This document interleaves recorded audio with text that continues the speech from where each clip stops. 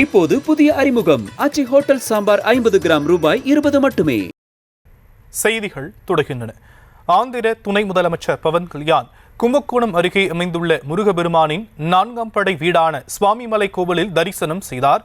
இதுகுறித்த விவரங்களை செய்தியாளர் கார்த்திகேயன் வழங்க நாம் கேட்கலாம். கார்த்திகேயன், விரிவான விவரங்கள் என்ன? வணக்கம். ஆந்திர மாநில துணை முதல்வரும் ஜனசேனா கட்சி தலைவரும் நடிகருமான பவன் கல்யாண் தமிழகத்தில் உள்ள பிரபல கோயில்களுக்கு சுவாமி தரிசனம் செய்வதற்காக இன்று வருகை தந்துள்ளார். குறிப்பாக முருகப்பெருமானின் அறுபடை வீடுகளில் 4ஆம் படை வீடான சுவாமிமலை சுவாமிநாத சுவாமி கோயிலுக்கு வருகை தந்தார். அவருக்கு கோயில் நிர்வாகம் சார்பிலும் பொதுமக்கள் சார்பிலும் உற்சாக வரவேற்பு அளிக்கப்பட்டது. அதனைத் தொடர்ந்து மூலவர் சன்னதி நோக்கி படியேறி சென்றவர் அங்கு அமர்ந்து கந்த சஷ்டி கவசம் படிக்க சொல்லி தியானத்தில் ஈடுபட்டு சுவாமி தரிசனத்தில் ஈடுபட்டார்.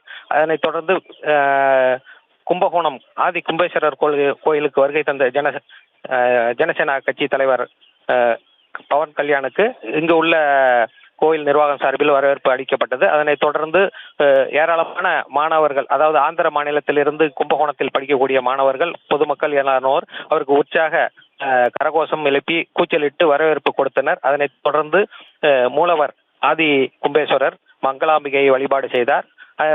பின்னர் தெற்கு கோபுர, அதாவது தெற்கு பிரகாரத்தில் அமைந்துள்ள அகத்தியர் என்கின்ற குப்பமுடி சித்தருடைய சமாதி உள்ள இடத்தில் அமர்ந்து தியானத்தில் ஈடுபட்டு வருகிறார் பவன் கல்யாண்.